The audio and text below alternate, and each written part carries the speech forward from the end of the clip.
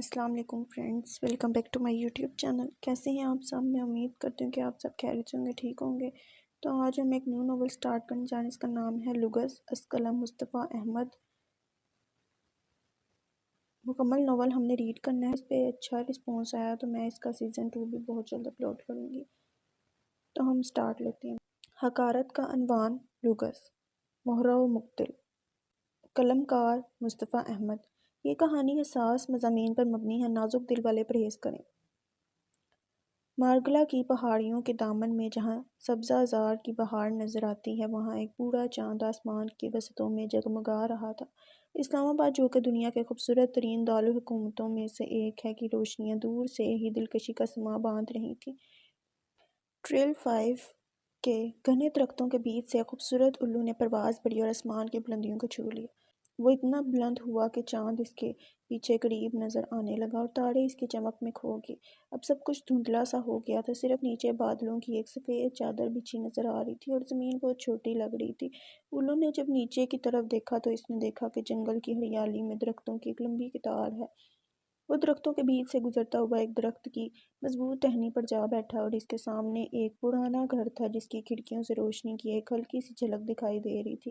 الو نے اپنی گردن گھمائی اور پڑوں میں سر چھپا لیا۔ ہم آہستہ آہستہ آگے بڑھتے ہوئے کھڑکی کے اندر جھانکنے لگے۔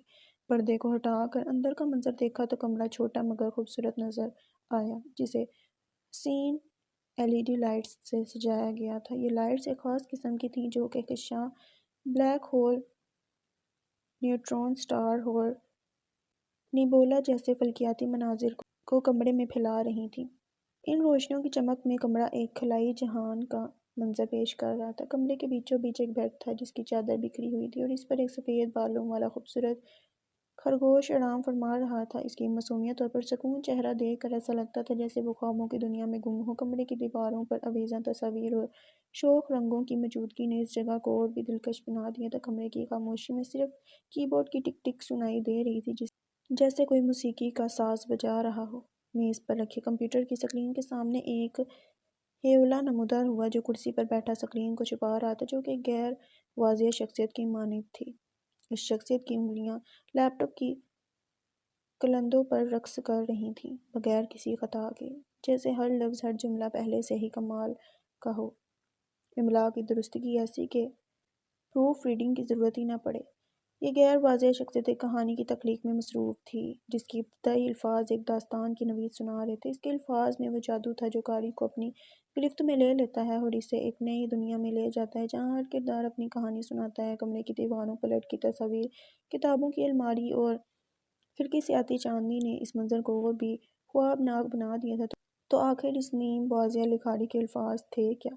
چلیں سکرین پر ابھرے الفاظوں کو دیکھتے ہیں۔ یوں تو دنیا کہتی ہے کہ بیٹیاں اللہ کی بے شمار رحمتوں کا خزانہ ہوتی ہیں۔ جب اللہ کسی کو محبت کی نظر سے دیکھتا ہے تو اس کی جھولی بیٹیوں سے بھر دیتا ہے۔ بیٹیاں تو زندگی کی رونق، اس کی مسکان ہوتی ہیں، لیکن یہ سماج کیوں اپنی بیٹیوں کی عزت کو تو سر آنکھوں پر بٹھاتا ہے مگر دوسروں کی بیٹیوں کو وہی مقام کیوں نہیں دیتا؟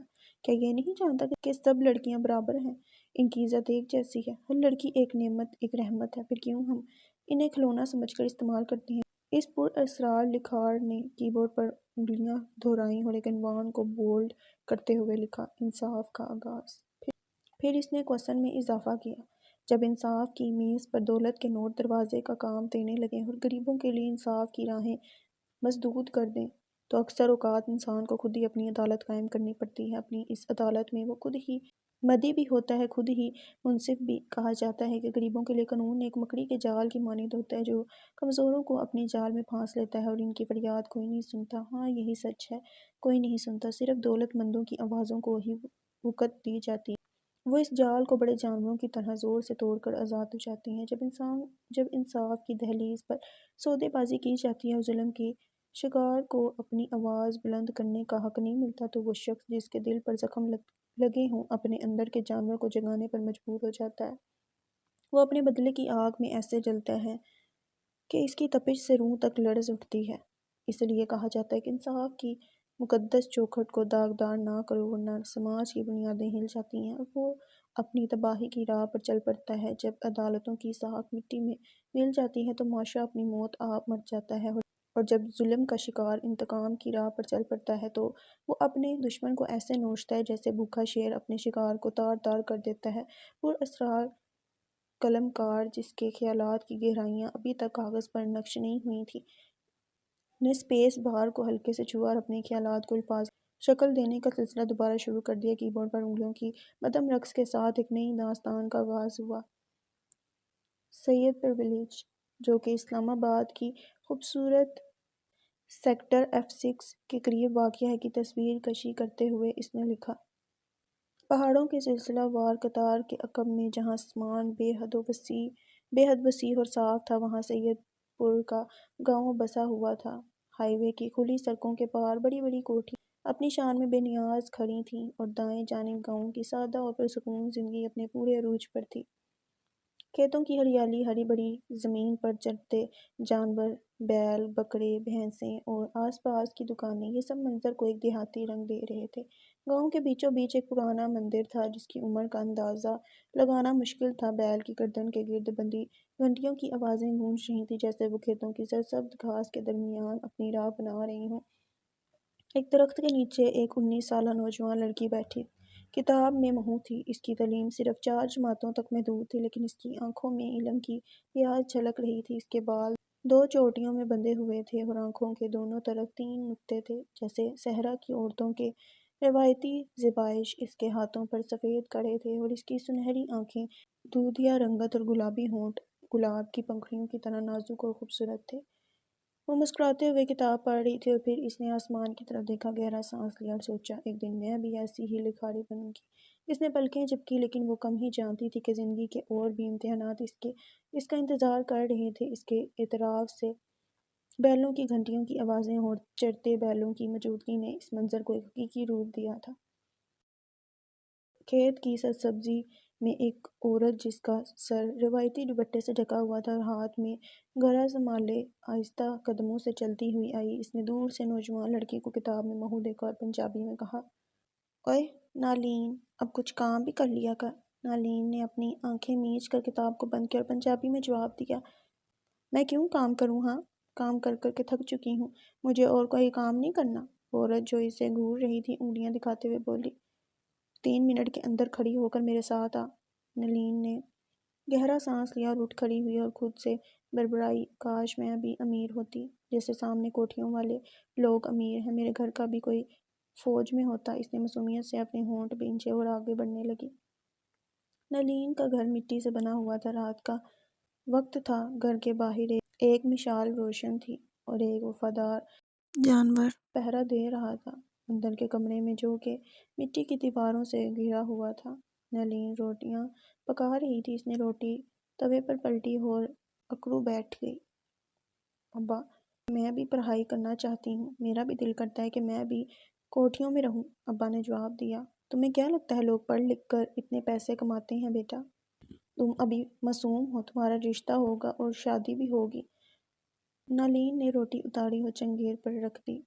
میں شادی نہیں کرنا چاہتی ابھی، میری عمر ہی کیا ہے، میرا دل کرتا ہے میں پڑھوں لکھوں اور بڑی بڑی گاڑی میں بیٹھ کر ٹوڑے ماروں۔ امی نے کہا، بیٹا زیادہ ٹوڑے نہ مارو، شاباش، کام کرو، روٹیاں پکاؤ، یہی تمہارا کام ہے۔ نالین نے منہ بنایا اور آگے بڑھ گئی۔ اچھا تو پھر شادی کرانی ہی ہے تو سامنے والی کوٹھیوں میں جو لوگ ہیں انہی کے ساتھ ہی رشتہ کر دو، چلو بندہ آرام سے اور سکون سے زندگی گزارتا ہے نا۔ نالین کے ابا نے نوالہ چباتے ہوئے اس کی طرف دیکھا۔ نالین نے کنکار کر اپنی نظریں دائیں بائیں دوڑائیں اور پھر کام میں مصروف ہو گئی۔ نالین کی امی نے روٹی کا نوالہ کھاتے ہوئے کہا، اینے وڈے خواب نہ ویکھ، جنی ویں دوڑ لا۔ نالین نے انہیں دیکھا اور کہا، اسے بہتر ہے اللہ مجھے اپنے پاس بلا لے۔ نالین کے ہاتھ روٹی پلٹتے ہوئے رک گئے اور اس کی آنکھوں میں ایک لمحے کے لیے مایوسی کی جھلک آئی، پھر وہ خود کو سنبھالتے ہوئے دوبارہ کام میں مصروف ہو گئی۔ نالین کی آنکھیں رات کی خاموشی میں کھلی جبکہ وہ اپنے مٹی کے چھوٹے سے کمرے میں دائیں کروٹ پر لیٹی ہوئی تھی۔ کمرے کی دائیں جانب موجود چھوٹی سی کھڑکی سے چاند کی مدھم روشنی اندر آ رہی تھی جو اس کے چہرے پر پڑ رہی تھی اور اس کی آنکھوں میں چمک پیدا کر رہی تھی۔ وہ زمین پر بچھی چٹائی پر سو رہی تھی، اس کے چہرے پر سکون اور خوابوں کی ایک ہلکی جھلک تھی۔ گہری سانس لیتے ہوئے نالین اٹھی اور اپنے پیچھے سے دوپٹہ اٹھا کر اوڑھ لیا۔ اس کے قدموں کی آہٹ گھر کے سنسان راستوں میں گونج رہی تھی۔ جب وہ دروازے سے باہر نکلی اور گاؤں کے راستوں کو پار کرتی چلی گئی، جب وہ ٹو وے ہائی روڈ کے سامنے پہنچی تو اس کے سامنے کوٹھیاں تھیں اور درختوں کے سائے روڈ پر پھیلے ہوئے تھے۔ روڈ سنسان تھی اور نلین کوئی سی بولی، کاش میرے پاس اتنے پیسے ہوتے۔ رات کا وقت تھا، چاند چمک رہا تھا، درختوں کے پتے سرسرا رہے تھے۔ اس کے چہرے پر ایک خواہش مندی کا اظہار، جیسے وہ کسی دور کی دنیا کی تلاش میں ہو اور اب شروع ہونے والا تھا قیامت کا آغاز۔ رات کا سناٹا، چاندنی کی مدھم روشنی اور پھر اچانک گاڑی کی آواز نے نالین کی توجہ اپنی طرف کھینچی۔ اس کی نظریں ہیڈ لائٹس کی روشنی پر جم گئیں جو ایک بلیک ویگو گاڑی کی تھی۔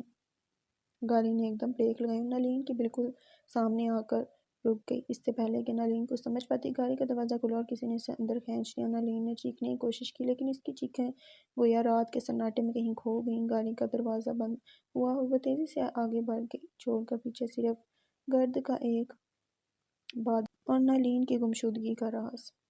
جنگل کی گہرائی میں ایک ویرانہ میں نالین بے بسی کے عالم میں زمین پر گری پڑی تھی۔ رات کی تاریکی میں جبکہ چھوٹے کیڑے اور بڑے مکوڑے اپنی موجودگی کا احساس دلا رہے تھے، وہاں درختوں کی شاخوں سے چھنتی چاندنی نالین کے چہرے پر پڑ رہی تھی۔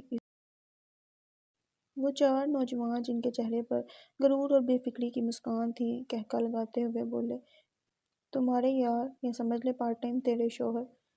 نالین نے ڈرتے ہوئے اپنے ہاتھوں کو ہوا میں لہراتے ہوئے کہا، میری بات کو توجہ سے سنو، میں پولیس کو بتا دوں گی، تمہارے خلاف میں کیس کروں گی۔ اس کی آواز میں لرزش تھی جیسے پتجھڑ کے موسم میں درخت سے گرتا پتا۔ جنگل کی خاموشی میں چار نوجوانوں کی ہنسی کی گونج نے سناٹے کو توڑ دیا۔ وہ سب نشے کی حالت میں تھے اور ان کی ہنسی بے لگام تھی جیسے کوئی بے رحم راکھ ہو۔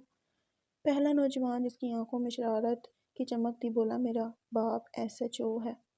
دوسرے نے جس کی مسکراہٹ میں طاقت کا اظہار تھا کہا، میرا باپ میجر ہے۔ تیسرے نے جس کی آواز میں اعتماد تھا اعلان کیا، میرا باپ جج ہے۔ اور چوتھے نے جس کی پیشانی پر غرور تھا کہا، میرا باپ بزنس مین ہے۔ نالین جس کی آنکھوں میں خوف کی جھلک تھی اور جس کے ہاتھ کانپ رہے تھے نے التجا کی، مجھے جانے دو، مجھے گھر جانا ہے۔ لیکن وہ نوجوان جن کی مسکراہٹ نے فضا کو مزید تاریک کر دیا تھا، اس کے ارد گرد گھومنے لگے جیسے شکار کو گھیر رہے ہوں۔ نالین کی دہشت زدہ نظریں ان کی ہر حرکت کو دیکھ رہی تھیں اور پھر اچانک اندھیرا چھا گیا۔ نالین کی کربناک چیخیں گونج رہی تھیں جبکہ ان نوجوانوں کی ہنسی اندھیرے میں مزید بھیانک بن گئی تھی، جیسے کوئی برا خواب حقیقت میں بدل گیا ہو۔ کچھ دیر بعد جب نالین کو ہوش آیا، اس کی آنکھیں دھیرے دھیرے کھلیں تو وہ حیران رہ گئی۔ اس نے اپنے جسم پر ہاتھ پھیرا لیکن کوئی کپڑا نہ تھا۔ اس کی آنکھوں سے آنسو بہنے لگے اور اس کی کربناک آوازیں ہوا میں گونج اٹھیں۔ اوپر کھڑے چار لوگ ایسے دیکھ رہے تھے جیسے کوئی گہری کھائی میں جھانک رہا ہو۔ ان کی ہنسی کی آوازیں اس کے دل کو چھید رہی تھیں اور ہر ہنسی کے ساتھ اس کی سانسیں تیز ہوتی جا رہی تھیں۔ تباہی کا منظر اور خوف کی گہرائی اس وقت اپنے عروج پر تھی جب اسے احساس ہوا کہ وہ گڑھے میں ہے، ایک قبر میں۔ اس کے دل کی دھڑکن تیز ہو گئی اور آنسو اس کی آنکھوں سے بے اختیار بہنے لگے۔ یہ وہ لمحہ تھا جب اس نے محسوس کیا کہ وہ سب کچھ کھو چکی ہے جو کبھی اس کا تھا۔ چاروں نوجوان جو قبر کے کنارے پر کھڑے تھے، ان کی ہلکی سی حرکت نے نالین کو چونکا دیا۔ اچانک اس کے چہرے پر کچھ گیلا محسوس ہوا جیسے پانی کی بوندیں چاروں طرف سے گر رہی ہوں۔ نالین کی آواز میں درد تھا، وہ رو رہی تھی، چیخ رہی تھی اور پانی کی تیز دھار اس کے منہ پر گر رہی تھی۔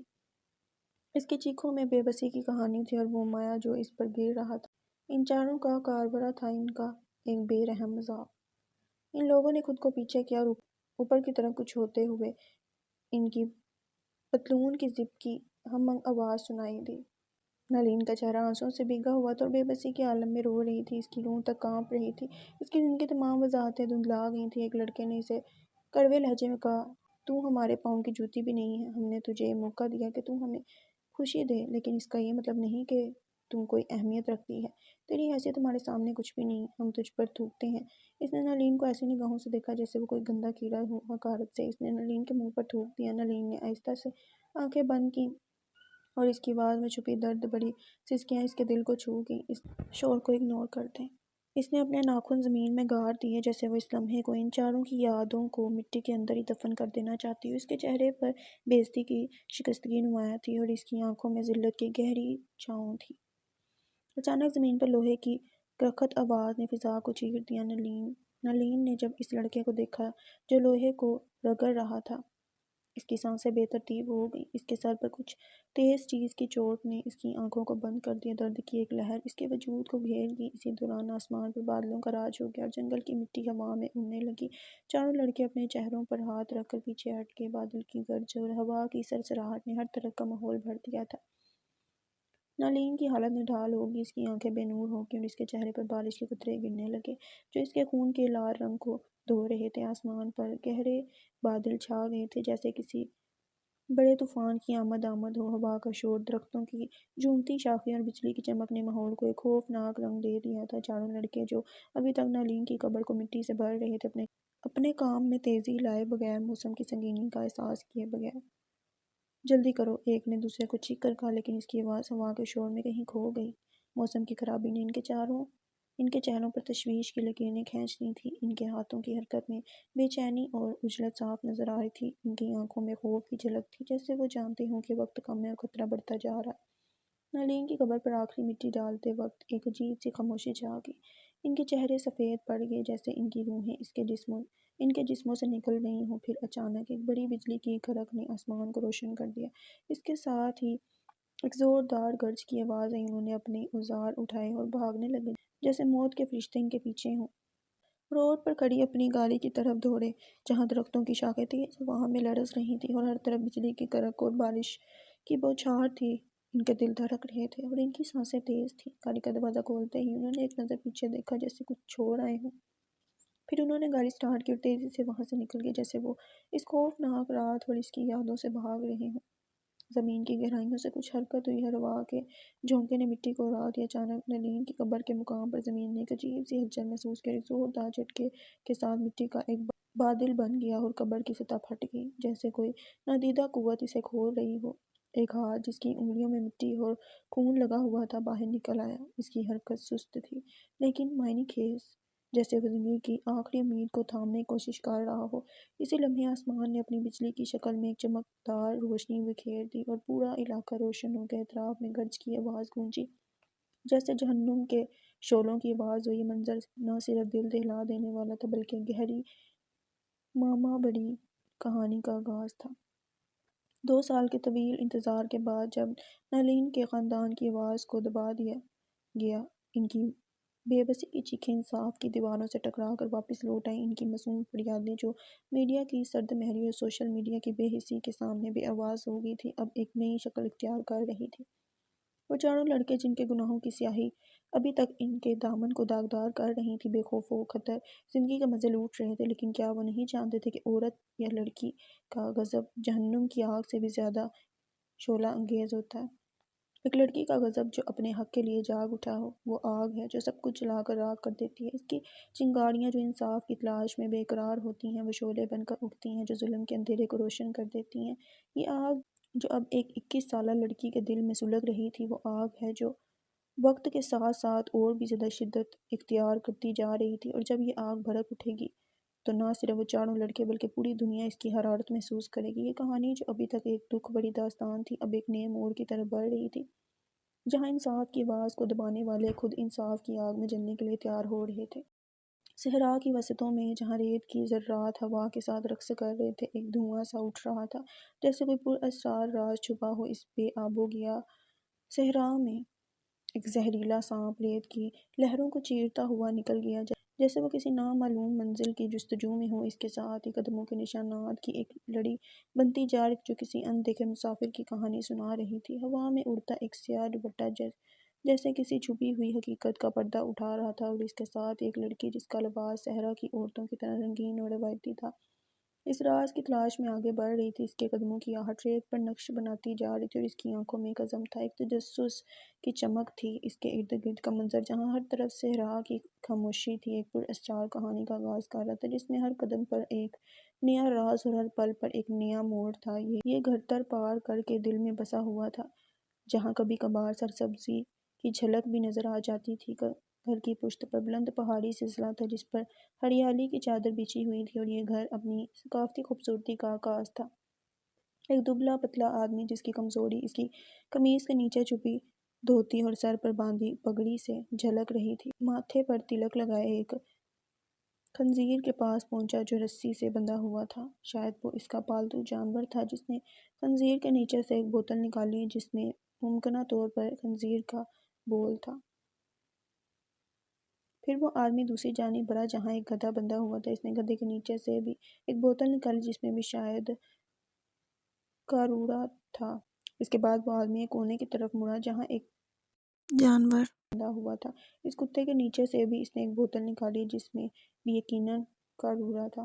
اس نے تینوں بوتلوں کو ڈھکن سے بند کیا اور انہیں ایک چھبڑی میں رکھ دیا اور پھر آگے بڑھنے لگا۔ اس کی چال میں ایک عجیب سی پراسراریت تھی، جیسے وہ کسی خفیہ مقصد کی جانب بڑھ رہا ہو۔ اس کے ہر قدم میں ایک کہانی چھپی ہوئی تھی جو ابھی بیاں ہونا باقی تھی۔ گھر کے چھوٹے سے دروازے کو دھکیل کر وہ آدمی باہر نکلا، جہاں ایک لڑکی پیٹھ موڑے کھڑی تھی۔ برآمدے کی چھاؤں میں اس کے سایہ دار موجودگی نے آدمی کو ایک لمحے کے لیے روک دیا۔ اس نے سندھی میں کہا، لیں جی، آپ کا کام ہو گیا۔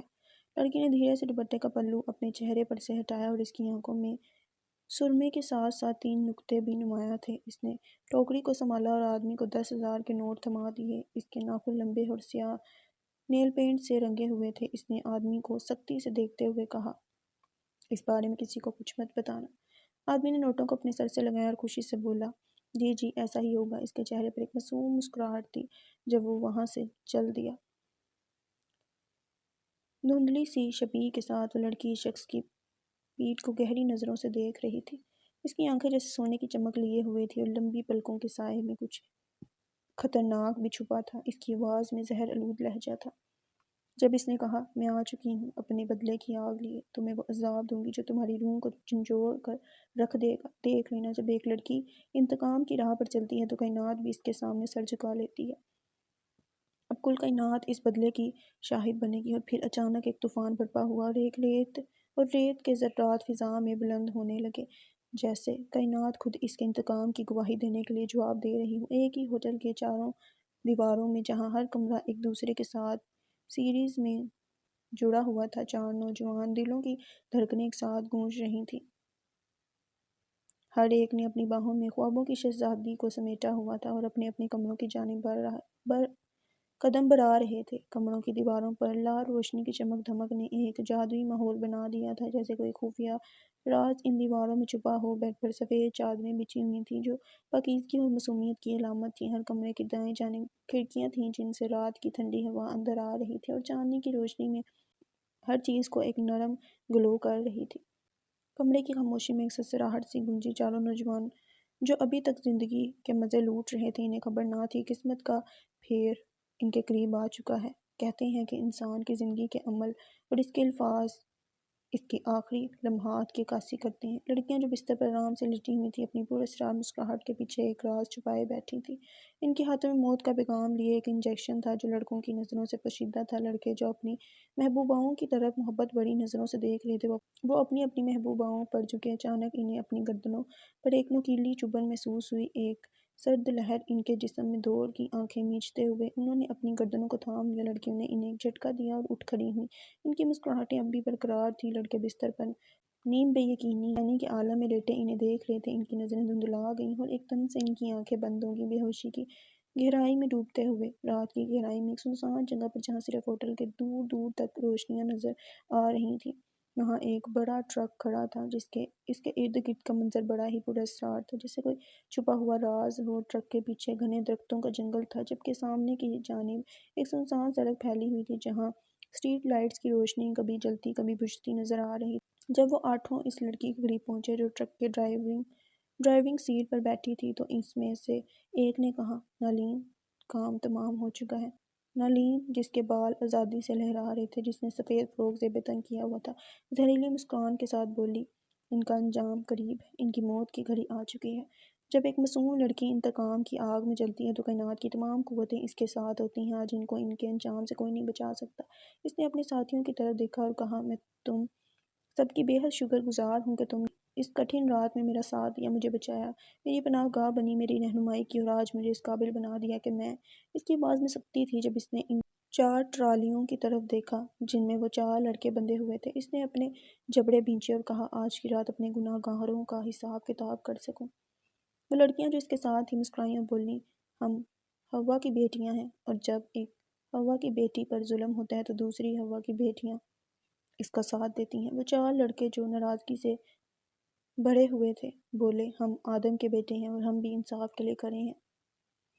نالین نے ایک محتاط نظر ڈالی اور کہا، چلو انہیں ٹرک میں پھینکو ورنہ کوئی آ جائے گا۔ انہوں نے پیچھے دیکھا، ٹرک کا دروازہ کھلا، ٹرالیوں کو تیزی سے اندر ڈالا اور پھر وہ سب ٹرک میں بیٹھ گئیں۔ گاڑی نے رفتار پکڑی اور اندھیرے میں غائب ہوگی، جیسے کوئی پراسرار قوت انہیں رات کی تاریکی میں لے جا رہی ہو۔ نالین وہ شخصیت جو محض ایک نام نہیں بلکہ ایک کہانی تھی۔ یہاں لوگ تاش کے پتوں کی بازی لگاتے، وہ شطرنج کی بساط پر چالیں چلتی۔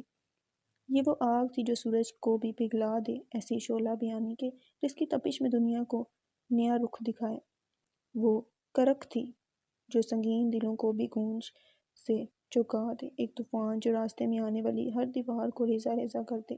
آج کا دن نالین کے لیے ایک مقررہ لمحہ تھا، انتقام کی گھڑی، حساب کی ساعت، وہ وقت جب وہ تمام حساب برابر کر دے گی، ہر شخص کو اس کے کیے کی سزا دے گی۔ یہ ایک ویران مقام تھا جہاں دیواروں کی سرحد سے فضا بڑھی ہوئی تھی۔ ایک مدھم پیلا کمکمہ بے نور روشنی بکھیر رہا تھا، جس سے خندق کی سنسانی میں ایک اجنبی چمک پیدا ہو رہی تھی۔ زمین پر بچھی خشک مٹی کی تہہ نے ایک بے زبان کہانی سنائی۔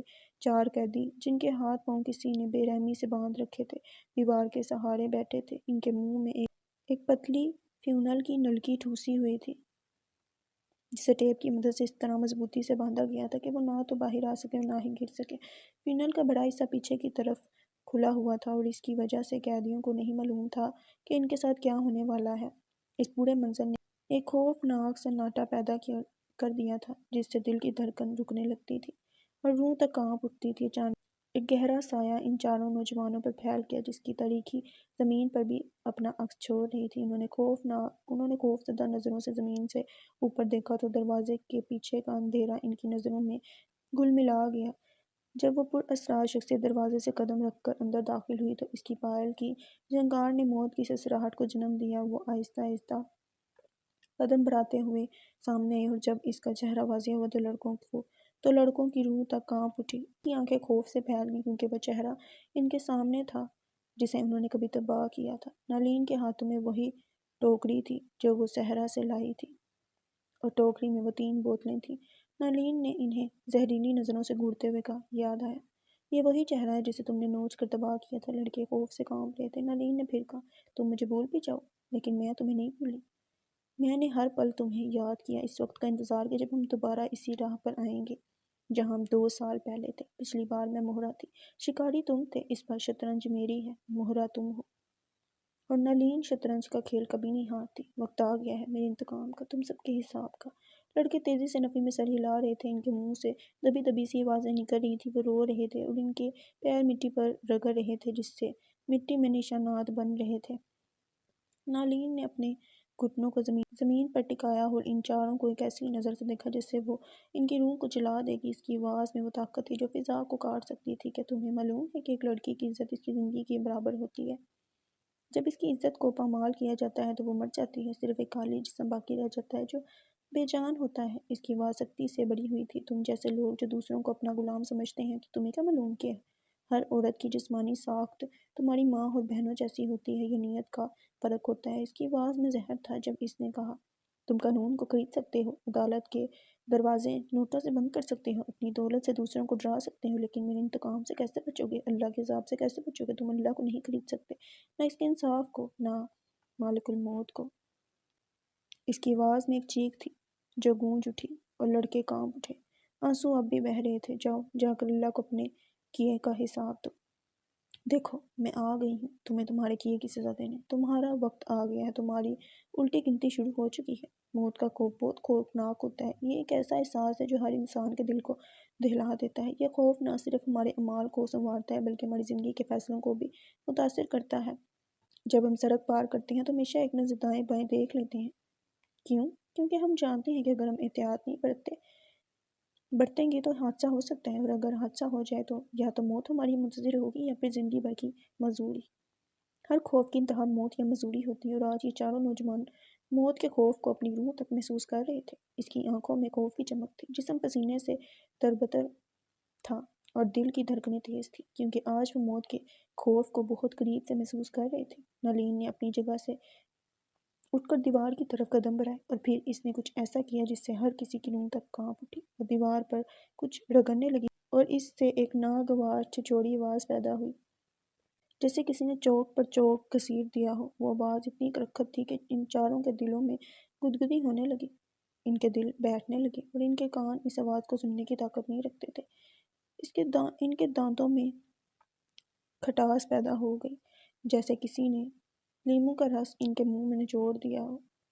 نالین وہی کام کرتی رہی بے فکری سے، جبکہ ان چاروں کی حالت دگرگوں ہوتی جا رہی تھی۔ ان کے پیر زمین پر رگڑ رہے تھے اور وہ بے چینی سے ہل رہے تھے۔ اس کیفیت کا تصور کرنا بھی خوفناک تھا۔ دانتوں کی کھٹاس اور دل کا اضطراب ایک ایسا خوفناک احساس تھا جو کسی کو بھی پریشان کر سکتا تھا۔ نالین نے ایک مسکراہٹ کے ساتھ اپنے تجربہ گاہ کی سرگرمیوں کو ختم کیا اور پیچھے ہٹ گئی۔ اس کمرے میں موجود اسیر، جو پہلے تکلیف میں مبتلا تھے، اب ایک گہری راحت کی سانس لے رہے تھے۔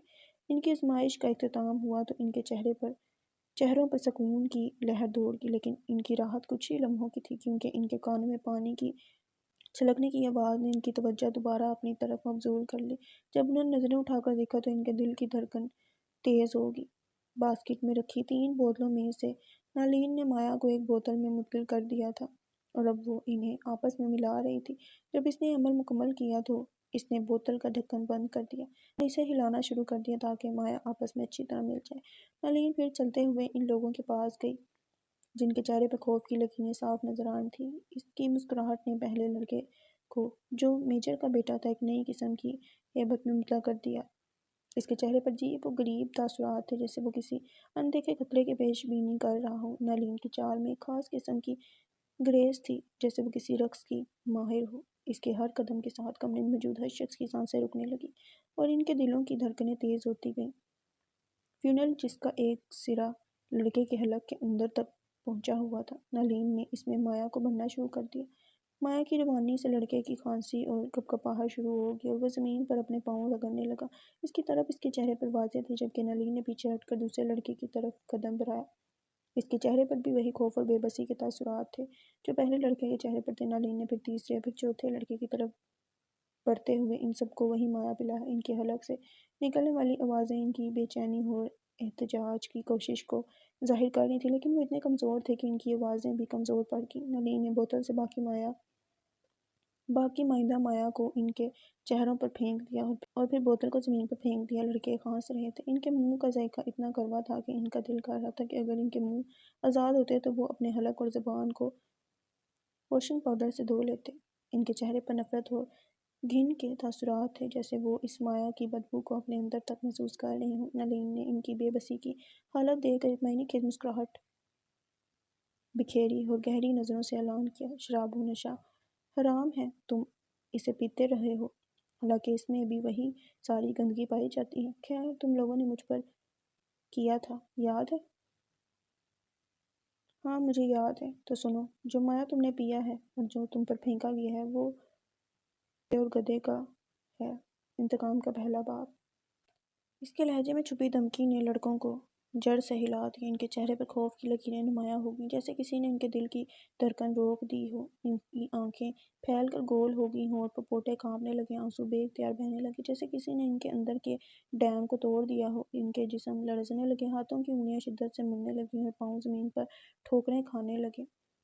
پھر ایک لمحہ یاد آیا جب ان کے چہرے سرخ ہو گئے، جیسے خون کی رگیں سطح پر آ گئی ہوں۔ ناک، آنکھوں اور کانوں سے پانی بہنے لگا، جیسے جسم کے ہر حصے سے غم کا سیلاب امڈ آیا ہو۔ ان کی حالت نازک تھی، جیسے کسی بھاری بوجھ تلے دبے ہوئے ہوں۔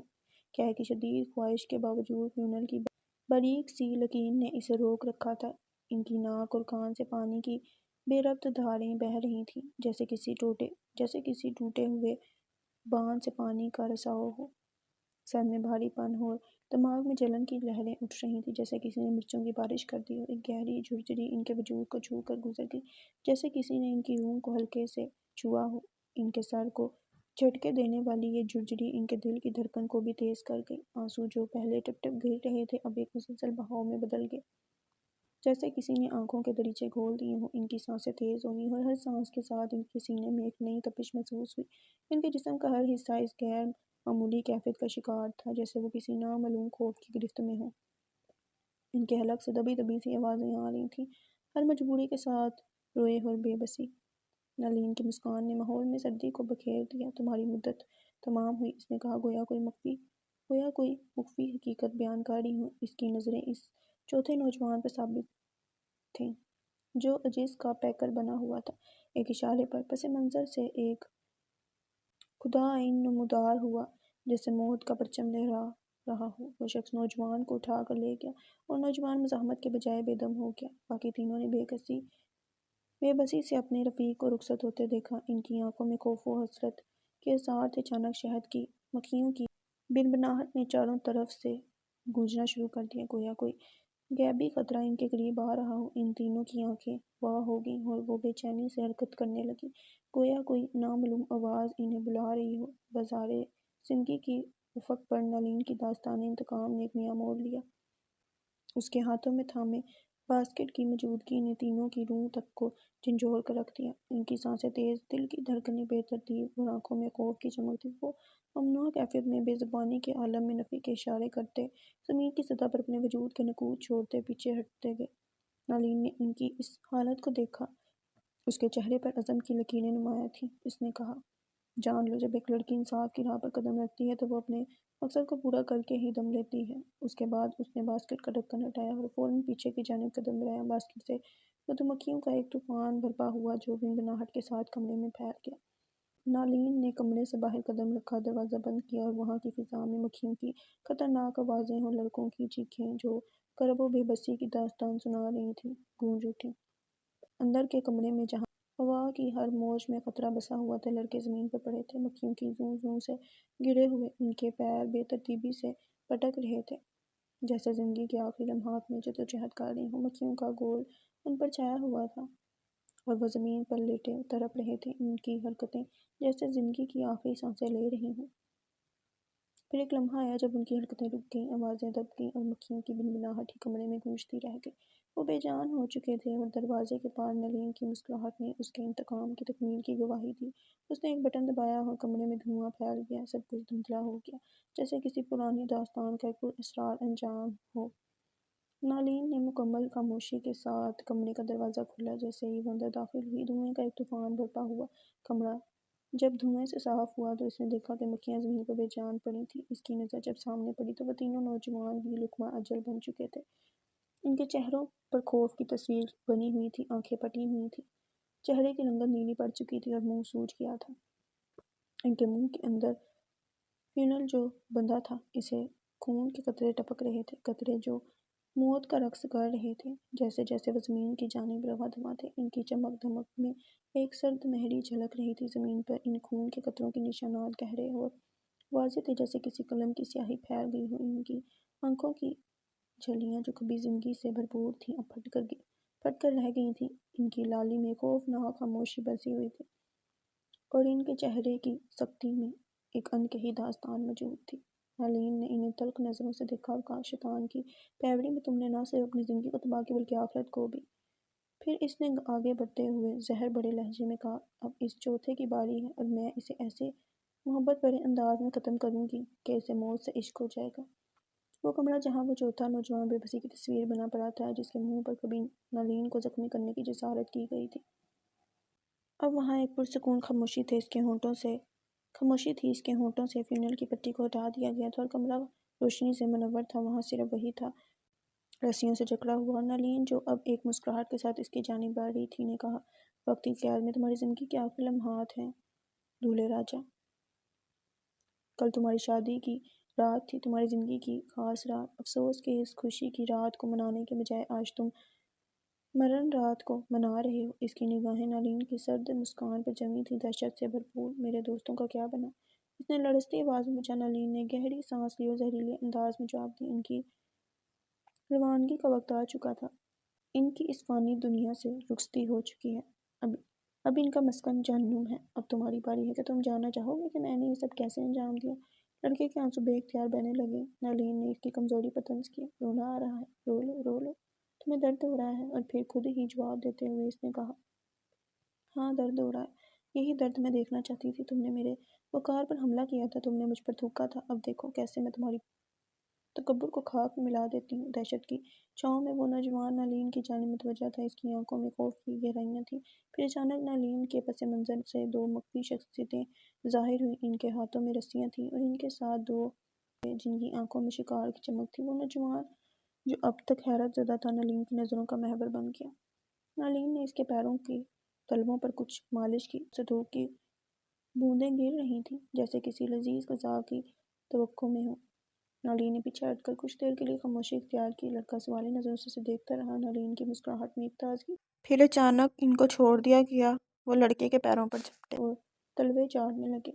ان کا تھوک اس کے تلووں سے چپک رہا تھا۔ وہ کچھ دیر تک تو بس دیکھتا رہا، پھر اچانک ہنسنے لگا کیونکہ اسے گدگدی ہو رہی تھی، لیکن پھر ایک دم اس کی ہنسی رونے میں بدل گئی۔ اس کا چہرہ لال پڑ گیا۔ اس کی ہنسی بے اختیار تھی، چہرہ سرخی مائل، آنکھوں سے آنسوؤں کی لڑکیاں بہہ رہی تھیں۔ پیچھے کی جانب سرکتا جا رہا تھا جیسے کوئی نادیدہ قوت اسے کھینچ رہی تھی۔ دو نوجوان اس کے پیروں کے گرد بیٹھے انہیں مضبوطی سے تھامے ہوئے تھے۔ اس نے سر اٹھا کر دیکھا، اب بھی اس کے تلوے چاٹ رہے تھے۔ وہ ہنس رہا تھا، رو رہا تھا، ایک عجیب سی کیفیت میں تھا۔ زمین کو جکڑنے کی کوشش میں اس کے ہاتھ پھسلتے جا رہے تھے جیسے کسی نے کبھی پکی زمین کو جکڑا ہو۔ اس کے دل میں گدگدی کی لہریں دوڑ رہی تھیں، جسم کا حصہ گدگدی سے کانپ رہا تھا۔ اس کی ہنسی کی گونج ابھی فضا میں موجود تھی کہ اچانک اس کی حرکتیں ساکت ہو گئیں۔ وہ جو ابھی تک زندگی کے رنگ میں ڈوبا ہوا تھا، اس کا چہرہ ایک دم سنجیدہ ہو گیا، جیسے اس نے کسی خوفناک خواب کی جھلک دیکھ لی ہو۔ اس کی آنکھیں خون کی طرح سرخ ہو گئیں، پھیل گئیں اور ایک گہری سانس کے ساتھ وہ زمین پر گر پڑا۔ دل کی دھڑکن نے اسے دھوکہ دے دیا، اس کو دل کا دورہ پڑا تھا۔ شاید زیادہ ہنسی اور گدگدی کی شدت نے اس کی جان لے لی تھی۔ نلین کی آنکھوں میں ایک عجیب سی چمک تھی، جیسے وہ اس منظر کو کسی دور کے عدسے سے دیکھ رہی ہو۔ اس نے گہرا سانس لیا، ایک مدھم مسکراہٹ اس کے لبوں پر آ گئی۔ اس کو اب بھی بے خبری میں اس لڑکے کے تلوے چاٹ رہے تھے جو اب اس دنیا کی رونقوں سے دور جا چکا تھا۔ دونوں لڑکے جو اب تک اس کے ساتھی تھے، اپنی جگہ سے کھڑے ہوئے اور چل کر نلین کے پیچھے مؤدب انداز میں کھڑے ہو گئے۔ زندگی کی اس نازک موڑ پر جہاں ہنسی جیت کی نشانی تھی، اب موت کا سناٹا چھا گیا تھا۔ اس کی ہنسی، اس کی گدگدی اب ایک یاد بن کر رہ گئی تھی، کی بورڈ کی گونجتی ہوئی ٹک ٹک سناٹے کو چیرتی ہوئی ایک پر سنسنی کو جنم دے رہی تھی۔ کمرے میں بیٹھا وہ قلم کار جس کی انگلیاں کی بورڈ پر رقص کر رہی تھیں، ایک ایسی کہانی کو جنم دے چکا تھا جس کا انجام صرف وقت کی گہرائیوں میں چھپا تھا۔ کہ یہی انجام تھا نلین کے انتخاب کا، اس نے سوچا، جبکہ اس کے ذہن میں سوالات کی ایک بھیڑ سی مچی ہوئی تھی۔ کیا واقعی انتقام کی آگ بجھ چکی تھی یا ابھی بھی کچھ شعلے باقی تھے؟ اس کے دل کی گہرائیوں میں خوف تھا، ایک بے چینی تھی کہ کہانی کے اختتام پر پہنچ کر بھی کچھ نامکمل سا لگ رہا تھا۔ اس کہانی کا ہر کردار، ہر منظر اس کی تحریر میں زندہ ہو اٹھا تھا۔ نلین کی زندگی کے اتار چڑھاؤ، اس کے جذبات، اس کی محبت، اس کا غصہ، سب کچھ اس کے الفاظ میں سمٹ آیا تھا۔ اور اب جب کہانی کا اختتام قریب تھا، اسے ایک عجیب سی کشمکش محسوس ہو رہی تھی۔ یہ کہانی یہیں ختم ہوتی ہے؟ اب نلین کی قسمت کے فیصلے وقت کے ساتھ ہیں۔ اس نے اپنی تحریر کو ایک نظر دی، ایک مسکراہٹ اس کے چہرے پر پھیل گئی۔ اس کی کہانی میں کوئی غلطی نہیں تھی، کوئی کمی نہیں تھی۔ اس نے اپنی کہانی کو دی پاک اسٹوری ریڈرز کو ای میل کیا اور اس کے بعد کمپیوٹر بند کر دیا۔ اس کے بعد وہ اٹھا اور اپنے بستر پر لیٹ گیا، جہاں اس کا سایہ بھی اس کے ساتھ ہی سو گیا۔ کہانی کا اختتام ہو چکا تھا، لیکن کہانی کار کے ذہن میں اب بھی کچھ سوالات معلق تھے۔ کیا نلین کا انتقام واقعی ختم ہو چکا تھا، یا یہ صرف ایک نیا آغاز تھا؟ 2 مہینوں بعد وقت رات کی گہرائی میں پراسرار قلم کار اپنی گاڑی کو ویرانے کی جانب ہانکتا چلا جا رہا تھا۔ دائیں بائیں گھنے جنگلات کی سیاہ چادر نے شاہراہ کو گھیر رکھا تھا، جبکہ درختوں کی قطاروں کے بیچ سے چاند کی مدھم روشنی جھلملاتی ہوئی گاڑی کی راہ میں روشنی کی لکیریں کھینچ رہی تھی۔ اچانک گاڑی ایک کھنڈراتی جگہ پر آ کر رک گئی، جہاں ایک پرانی عمارت کی سیاہ دار شکل اونچی کھڑی تھی اور اس کے پیچھے چاند نے اپنی پوری شان کے ساتھ جگہ بنا دی تھی۔ گاڑی کے پیچھے جنگل کی گہرائیوں میں کچھ نامعلوم سرگوشیاں گونج رہی تھیں۔ اس پراسرار شخص نے گاڑی سے قدم باہر رکھا، اس کا سیاہ فروک زمین کو چھوتا ہوا، اس کی آستینیں جسم کے ساتھ چپکی ہوئیں، لمبے کھلے بال جو ہوا میں لہرا رہے تھے اور اس کی سنہری آنکھیں جو دودھیا رنگت کے ساتھ چمک رہی تھیں۔ اس کے لبوں پر سرخی مائل لپسٹک کی جھلک تھی اور اس کے ناخنوں پر سیاہ نیل پینٹ کی چمک دھمک رہی تھی۔ وہ ادا کے ساتھ چلتی ہوئی اس کھنڈر کی جانب بڑھ رہی تھی، جیسے کوئی راز اس کے قدموں کی چھاپ کے ساتھ ساتھ چل رہا ہو۔ اس کی ہر حرکت میں ایک پراسراریت تھی، جیسے وہ کسی اندیکھی دنیا کی سفیر ہو۔ 4 معمر شخصیات، جن کی دولت نے انہیں جوانی کا زہری لباس پہنایا تھا، ایک ویران کھنڈر میں زمین پر بیٹھی تھیں۔ ان کی پشت پر 4 محافظ کھڑے تھے۔ وسیلے کی اس جگہ پر پٹرول کی تیز بو آ رہی تھی۔ اور وہ سب گیلے تھے۔ اچانک ایک سایہ ان پر پڑا اور جب انہوں نے سامنے دیکھا تو ایک حسین لڑکی کھڑی تھی جس کی شخصیت میں آگ کی طرح تپش تھی۔ ایک شخص نے پوچھا تم کون ہو؟ لڑکی نے جواب دیا میں وہی ہوں جس کے ساتھ تمہارے بیٹوں نے زیادتی کی، جس کے خاندان کو تم نے مٹا دیا۔ تم نے میرے والدین کو قتل کر دیا تاکہ وہ تمہارے خلاف گواہی نہ دے سکے۔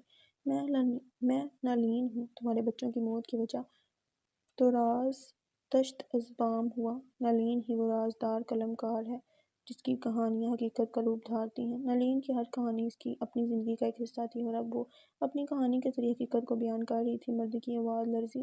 لیکن تمہاری قبر؟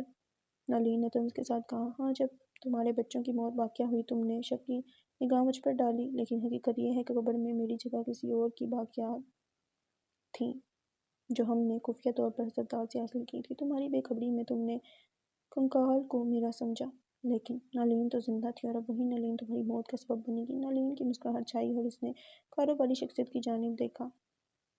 معذرت، لیکن آپ کی بیوی کی اشاعتی کمپنی نے اپنے ہی فرزند کی موت کی داستان کو شائع کیا ہے۔ بزنس مین صاحب، وہ اصرار کر رہی تھی کہ داستان کا اگلا باب سنایا جائے، لیکن اس کا اختتام تو اس وقت ہی آئے گا جب آپ چاروں کی زندگی کا سورج غروب ہوگا۔ نالین کھنڈر کی قید سے آزاد ہو کر باہر آئی، اس کی وفادار محافظ پیچھے پیچھے۔ گھر کی کھڑکی سے، جو کہ اندرونی منظر کی گواہ تھی، آگ کی لپٹیں، شور اور تڑپتے سائے نظر آ رہے تھے۔ نالین بے خوف و خطر اپنے راستے پر چل پڑی۔ ایک محافظ نے دروازہ کھولا، نالین نے پیچھے کی نشست سنبھالی۔ دو محافظ آگے اور دو پیچھے تعینات ہوئے۔ جیسے ہی گاڑی حرکت میں آئی، کھنڈر کی عمارت دھماکے سے پھٹ گئی، شعلے آسمان کو چھونے لگے، چاند کی روشنی میں دھندلاہٹ چھا گئی، دھواں اٹھا اور گاڑی دھول اڑاتی چلی گئی۔ گھنٹوں کی مسافت کے بعد جہاز آسمان کی بلندیوں کو چھوتا ہوا، چاند کی روشنی میں خواب سرا کی مانند دمکتا ہوا، آہستہ آہستہ محض ایک نقطہ بن کر غائب ہو گیا۔ نالین، جس نے اپنی کہانی، اپنا نام اور اپنی شناخت کو اس ملک کی سرزمین پر چھوڑ دیا، اب ایک نئی زندگی کی جانب رواں دواں تھی۔ اس نے اپنے ماضی کے سائے کو پیچھے چھوڑ دیا تھا اور اب وہ ایک سکون بھری زندگی کی تلاش میں تھی، جہاں نہ کوئی بدلہ ہوتا ہے، نہ کوئی تعقب۔ اس کی زندگی کی نئی صبح اس کے اپنے انتخاب کی روشنی میں چمک رہی تھی اور اس کی آواز جو کبھی اس کے دل کی گہرائیوں سے نکلی تھی، اب ہوا میں گونج رہی تھی، ایک نئے آغاز کی نوید سناتی۔ میں وہ سربستہ راز ہوں جسے کھولنا ہے ناممکن۔ میری ہر بات میں چھپا ہے ایک عمیق سوال کا زہر۔ شطرنج کے تختے پر میری چال ہے بے مثال۔ میں وہ ملکہ ہوں جو دیتی ہے مات، کرتی ہے دشمنوں کو راکھ۔ میں ہوں ایک راز، میرے وجود میں ہے بسی ایک ایسی پیچیدگی جسے میں خود بھی نہ سلجھا سکوں، چاہے ہو جائے صدیاں۔ میں وہ لغز پہیلی ہوں جس کا نہ کوئی حل، نہ کوئی کنج۔ میری ذات میں ہے بسی ایک ایسی گتھی جو ہے ابدی۔ یہاں اختتام پذیر ہوتی ہے نالین کی داستان۔ اب جو موڑ آئے گا اس کی زندگی میں وہ صرف جانتا ہے خدا۔ مقدر کی لکھی تحریر کا علم صرف اسی کو ہے جو اس کے مستقبل میں رقم ہو چکی ہے۔ ختم شد۔ سو گائز، میں امید کرتی ہوں کہ آپ کو یہ چھوٹا سا ناولٹ اچھا لگا ہوگا۔ اپنا بہت زیادہ خیال رکھیں گا، دعاؤں میں یاد رکھیں گا۔ اللہ حافظ۔